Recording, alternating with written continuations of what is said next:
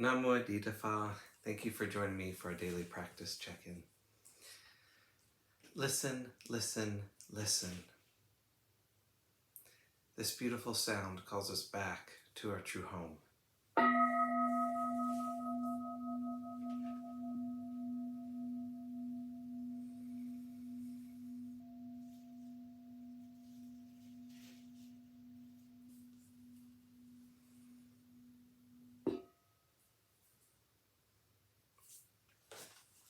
The fifth mindfulness training.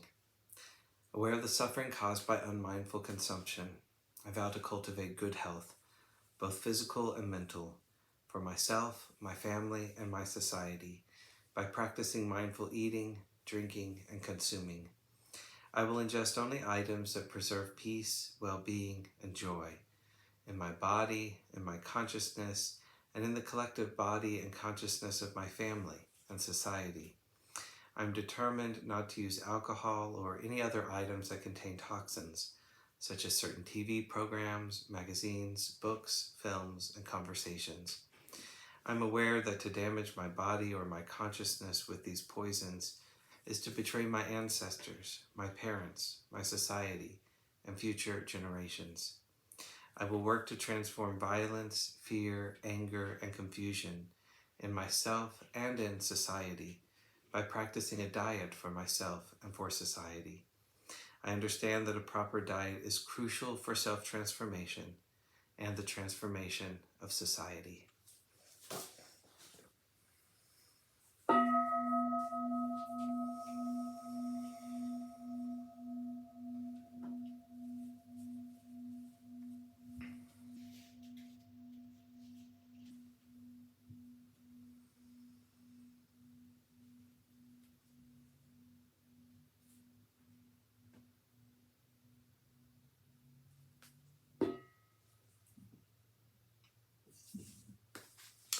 We've been reading Beginning Our Day, Volume 2, by the monastics of Abhayagiri Monastery for our Dharma lessons.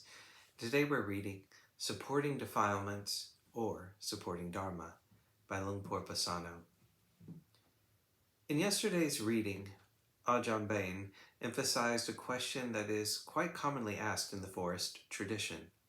It's a very simple question that we should consider and contemplate in our practice. Am I supporting the defilements, or am I supporting development of Dharma? That very simple contemplation is critical because our preferences and biases don't tend to lead us to question in that way. We tend to have thoughts like, what do I prefer? What do I want? What view do I think is right? Does that support our defilements of greed, hatred, and delusion? Or does it support Dharma? That's a question we don't often ask ourselves, but we need to bring it up, not only when we're watching and investigating the mind during formal meditation, but also during our day-to-day activities. What is Dhamma? It has many facets, but importantly, Dhamma is that which is aligned with the path leading to the cessation of suffering. That's the whole point of the Buddhist teachings, to give us the tools to free ourselves from discontent, dissatisfaction, and dissonance. When the mind or heart is dissonant, we can see clearly as we become aligned with Dharma. When the mind and heart are each in tune, we can feel that right away, reflecting to ourselves, this feels peaceful, this feels clear, this brings happiness and well-being. This is the opposite of following my attachments and desires, which always leads to dissatisfaction. Again, it's important to frequently ask ourselves, is this supporting the defilements, or is this supporting Dhamma? We ask this about our actions and our speech. We ask, how am I establishing mindfulness and inner cultivation?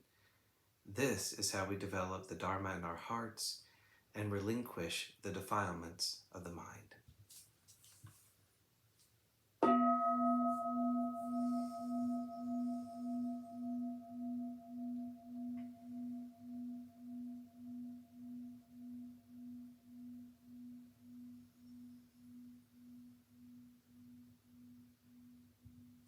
May all beings be well May all beings be happy.